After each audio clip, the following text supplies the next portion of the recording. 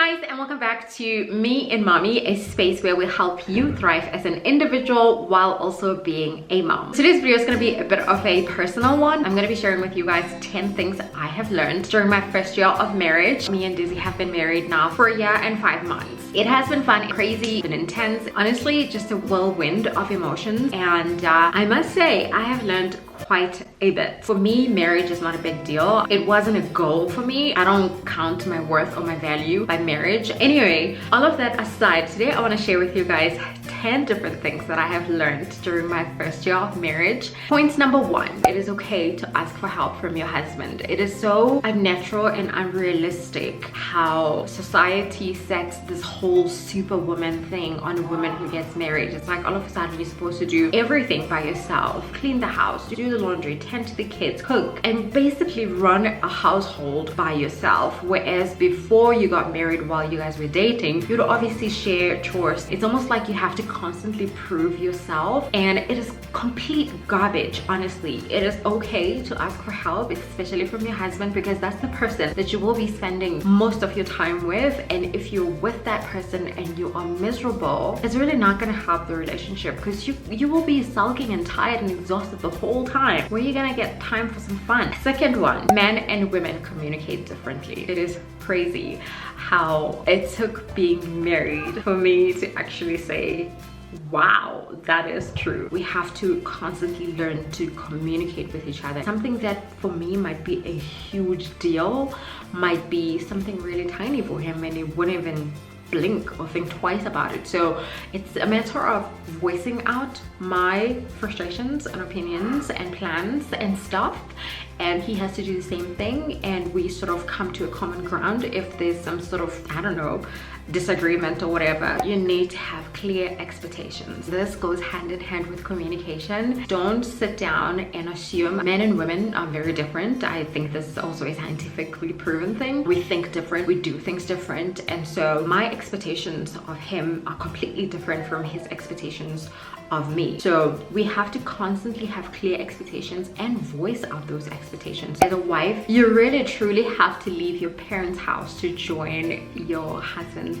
or your new family. This was the hardest one for me, especially because I grew up with my parents, like my immediate family. It was always us against the world. And it doesn't help that on Dizzy's family side, he's the last one, so everybody's older. And Dizzy is older than me. He's a little bit older than me. And so everybody else is older. And I struggled to really connect with them. As a black girl, I was raised to respect elders, and I found it very uncomfortable to have to sit in a room and have a conversation with his sister or his brother. It's a real struggle, and sometimes I really miss home. Like, just that environment is really hard. You suddenly have to figure out how they do things. You have to understand why they do things the way they do things. It's still a journey. I'm still learning. I'm taking it one day at a time, 1 month at a time, but I'm hopeful that I will get there someday. It is so important to make time for yourself. I can't even stress this enough. It is so easy to get sucked into the whole marriage and to be so absorbed with anything and everything and everyone's expectations of you that you completely forget about yourself. Just set a day aside for yourself, maybe a Sunday, maybe a weekend, maybe every second weekend in the month. So 2 weekends out of a month, it's just basically your time. You're not doing anything for anyone. It's just you and you alone. You're doing the things you love. You're doing what makes you happy, even if that means going to the mall, sitting in the car and reading a book, going out with friends for coffee. If that means traveling, booking yourself one night over in a hotel somewhere, do that. It's gonna not only fill your cup, but it's gonna make you a much happier, much more relaxed, much more fulfilled human being. And I feel like that should be the goal in marriage, because you don't want to look back many years down the line and say, wow, who am I and how did I get here? Acknowledge that your husband or your wife has got flaws, and so do you. There is no perfect human being. If you're gonna go into marriage expecting perfection, you are gonna have bigger problems. Nothing is perfect. Be ready to know or find out new things about each other. I feel like this one is more applicable for people who haven't lived together. Me and Dizzy stayed together for quite a bit of time before we got married, and so for the most part I knew his habits. Marriage does not mean commitment. These are two different and very separate words. There's marriage and then there's commitment. Being married is not a trophy for me. It's not a goal. I mean, it's not something that I go around bragging beyond some, my husband this, my husband that, my husband here, my husband there.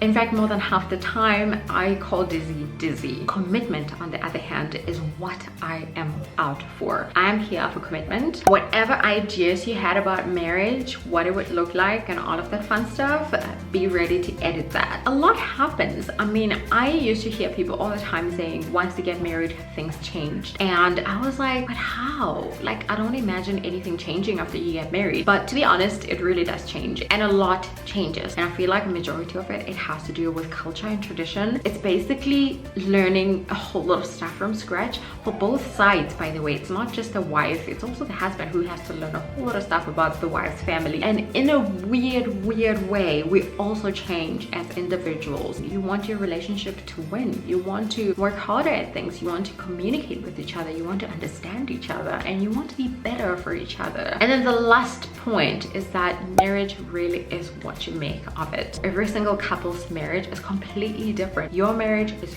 your marriage. You make it work. You put the work into it, and you just constantly choose your marriage every single day, and you make that work. At the end of the day, when all is said and done and everybody's gone back to their homes, it's you and your husband, and you have to decide, what are we doing here? Like, how are we gonna navigate this ship? How are we gonna sail across this ocean? That marriage is entirely what you make of it.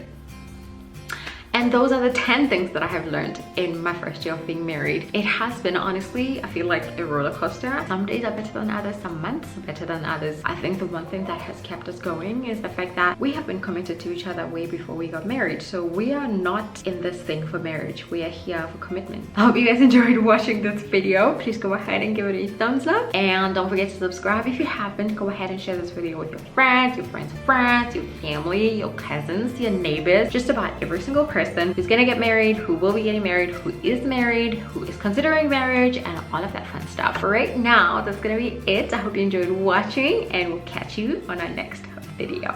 Bye.